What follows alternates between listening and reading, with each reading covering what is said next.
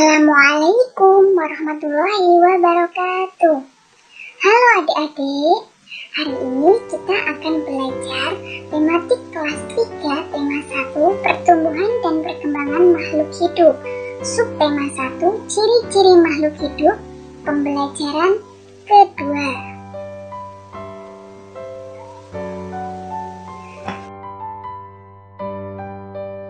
Nah, makhluk hidup dapat bergerak dengan cara yang berbeda-beda. Manusia berjalan menggunakan kaki, ikan berenang dengan sirip, cicak merayap di dinding.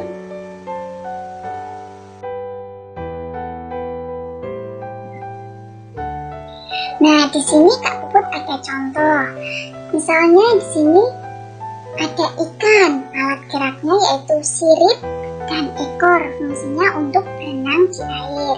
Kemudian yang nomor 2 ada kata, alat geraknya menggunakan kaki, fungsinya berjalan, melompat, dan berenang. Kemudian yang nomor 3 ada buaya, mempunyai kaki, otot perut untuk ular, dan kaki dayung atau penyu. Nah, fungsinya untuk berjalan, merayap, memanjat, dan berenang. Kemudian yang nomor 4 ada burung. Alat geraknya yaitu sayap dan kaki, yang fungsinya untuk berjalan, berlari, terbang, dan berenang. Kemudian yang nomor 5 ada sapi. Alat geraknya menggunakan kaki. Fungsinya untuk berjalan, berlari, melompat.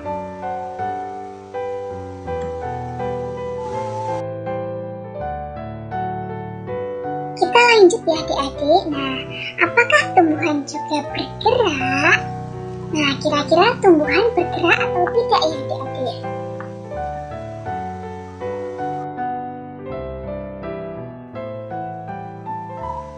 Apakah tumbuhan bergerak? Tumbuhan bergerak, tapi tidak berpindah tempat. Tumbuhan bergerak ke arah cahaya matahari dan akar bergerak ke bawah. Sedangkan tanaman putri malu yang daunnya bergerak apabila terkena sentuhan. Misalnya daun putri malu kita sentuh, maka akan bergerak.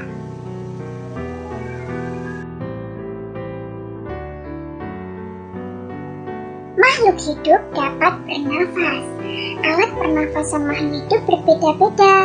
Manusia bernafas dengan paru-paru, ikan bernafas dengan insang.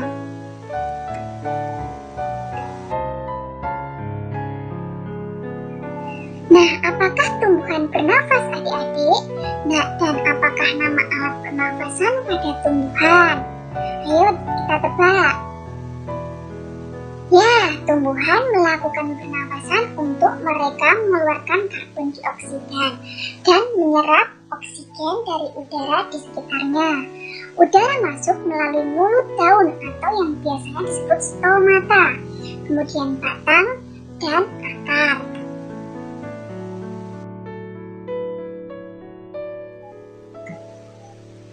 Nah, kalau adik-adik kurang percaya kalau tumbuhan bernafas, adik-adik bisa melakukan praktek. Yang pertama, siapkan sebuah tanaman pada pot, lalu salah satu dahannya ditutup rapat dengan plastik. Letakkan pot tersebut di tempat yang terkena sinar matahari. Kemudian akan terlihat ada embun pada plastik tersebut. Itu menandakan bahwa tumbuhan juga bernafas. Apalagi nama alat pernafasan pada hewan selain insang pada ikan? Coba sebutkan adik-adik. Nah, di sini Kak Puput sudah punya. Selain insang, nama alat pernafasan lainnya pada hewan antara lain adalah paru-paru, kulit, dan trakea. Alat pernafasan paru-paru bisa dijumpai pada hewan seperti pesut, lumba-lumba, burung, reptil, dan lain sebagainya. Alat pernafasan berupa kulit dapat kita jumpai pada cacing. Nah, cacing bernafas menggunakan kulit. Sementara trakea dijumpai pada serangga seperti belalang.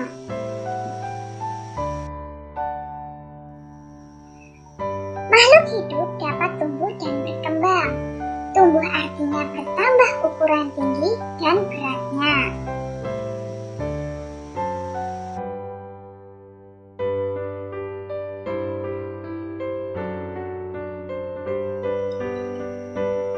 Nah, contohnya yang tumbuh dan berkembang yaitu buah kecambah. Nah, di sini kan tumbuh sehingga akan tumbuhlah daun dan semakin tinggi. Kemudian yang gambar kedua ini, yang anak-anak kemudian menjadi dewasa. Dan di sini ada telur ayam. Telur ayam menetas. Setelah menetas menjadi itik dan menjadi ayam dewasa. Ini yang dinamakan perkembangbiakan.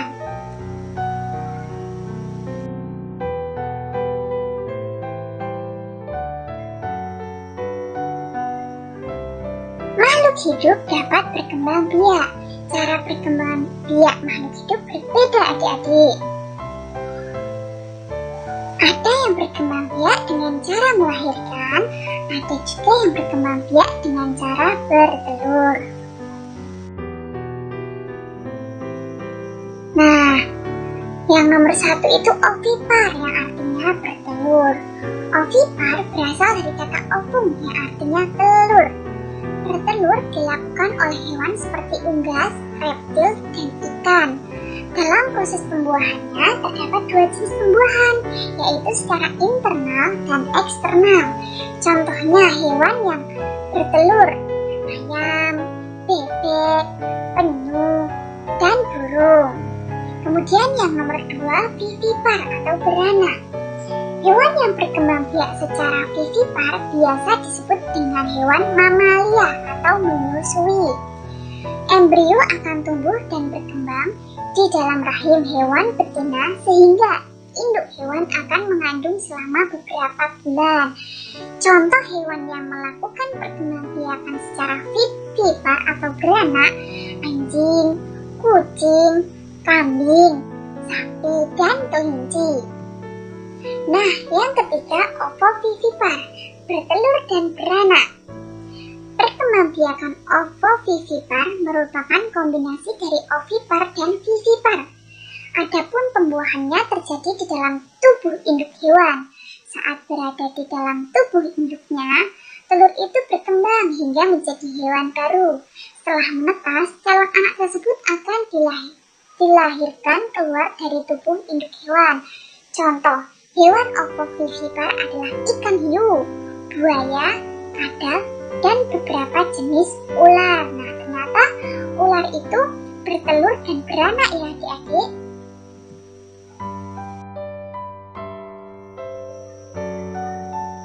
Selanjutnya, isilah tabel berikut ini dengan nama hewan. Isilah sesuai kelompok yang tepat. Nah, di sini Kak Puput sudah punya. Nama makhluk hidup, kucing. Kucing itu melahirkan. Kemudian ayam bertelur. Gajah berkembang biak dengan cara melahirkan. Kemudian sapi berkembang biak dengan cara melahirkan. Dan cicak berkembang biak dengan cara bertelur.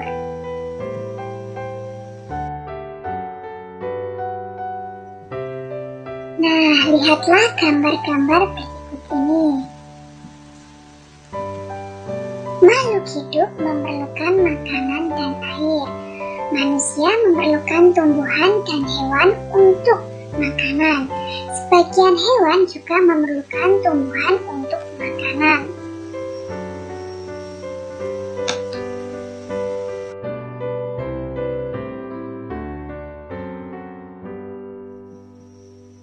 Nah, apakah tumbuhan memerlukan makanan? Nah, kira-kira tumbuhan memerlukan makanan atau tidak ya adik-adik?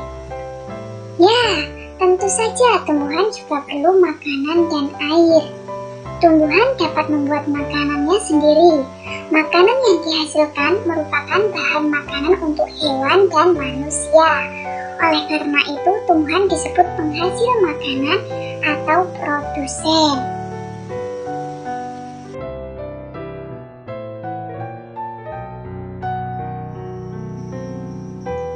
Bagaimana tumbuhan menghasilkan makanan?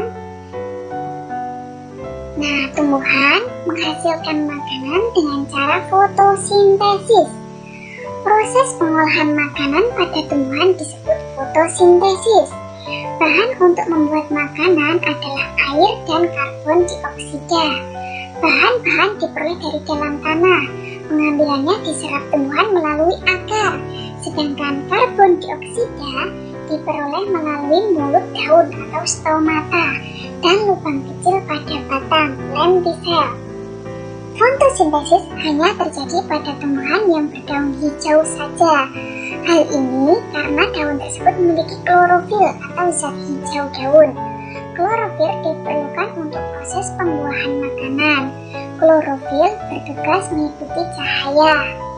Untuk menjaga tanah agar tetap subur dan dapat menyediakan unsur hara yang dibutuhkan tumbuhan, biasanya ditambahkan pupuk, sehingga jika di tanahnya subur, maka tumbuhan dapat berkembang biak dan melakukan fotosintesis dengan baik.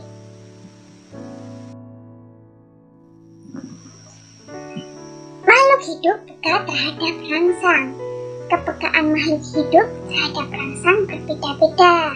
Contohnya, yang pertama, jika kita melihat sinar matahari atau sinar yang menyilaukan lainnya, dengan cepat kita akan menutup mata karena silau. Kemudian contoh yang kedua, daun putri malu akan menutup daunnya jika disentuh.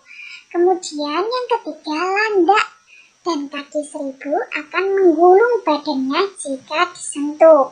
Itu merupakan ciri-ciri makhluk hidup peka terhadap rangsang. Buatlah kalimat berdasarkan kata-kata berikut. Nah, di sini sudah ada kata-kata berkembang biak, bernafas, makan, makanan, bergerak, dan tumbuh. Nah, Kak Puput kasih contoh. Yang pertama, ayam berkembang biak dengan cara bertelur. Kemudian contoh yang kedua, gudeg adalah makanan khas Yogyakarta. Kemudian contoh yang ketiga, tanamanku tumbuh dengan sempurna. Nah, selanjutnya coba adik-adik buat kalimat dengan kata bernafas dan bergerak.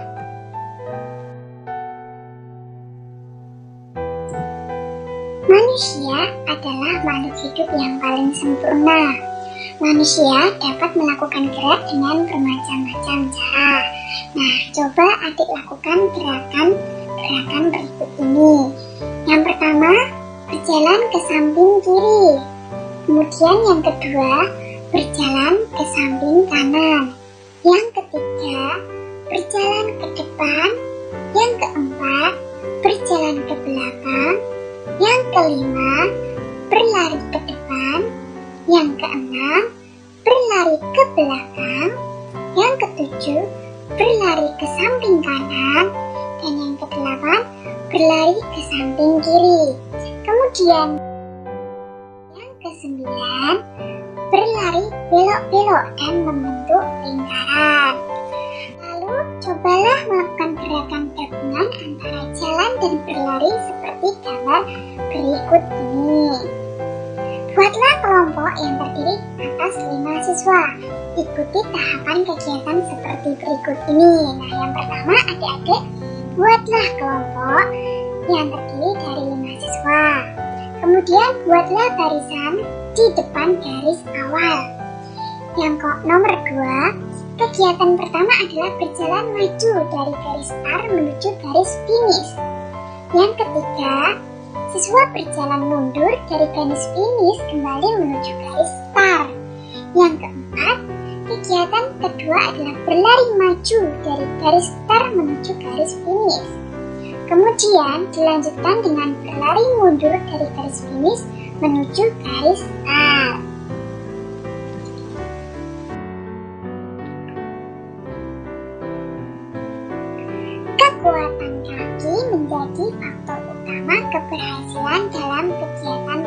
perlombaan kombinasi gerak berjalan dan berlari.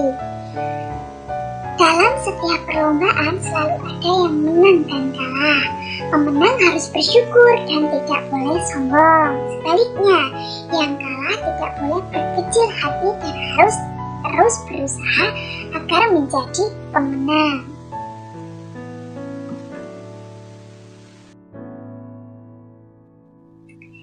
Bersyukur pada Tuhan. Semua makhluk hidup yang ada di dunia adalah ciptaan Tuhan.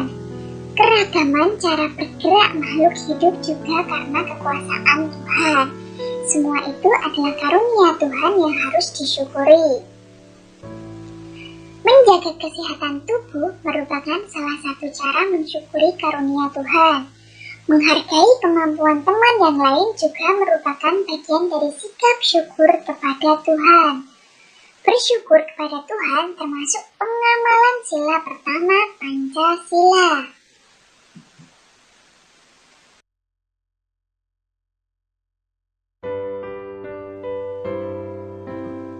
Sila pertama berbunyi ketuhanan yang Maha Esa.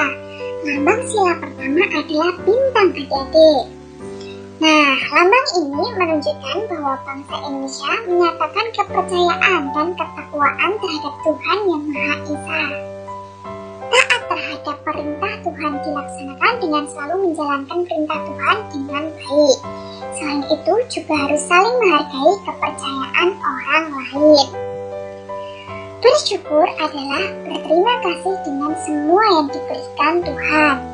Sikap selalu bersyukur adalah salah satu contoh pengamalan sila pertama Pancasila. Nah, apa saja hal yang kamu lakukan untuk mensyukuri keragaman makhluk hidup? Nah, di sini Kak Puput juga ada contohnya. Yang pertama, berbuat baik kepada semua makhluk hidup. Yang kedua, saling menghargai antar satu sama lain, terutama manusia. Yang ketiga, menyayangi dan menjaga makhluk hidup. Nah, cukup sampai di sini pembelajaran pada hari ini ya adik-adik. Besok kita lanjutkan lagi ke pembelajaran berikutnya. Terima kasih. Wassalamualaikum warahmatullahi wabarakatuh.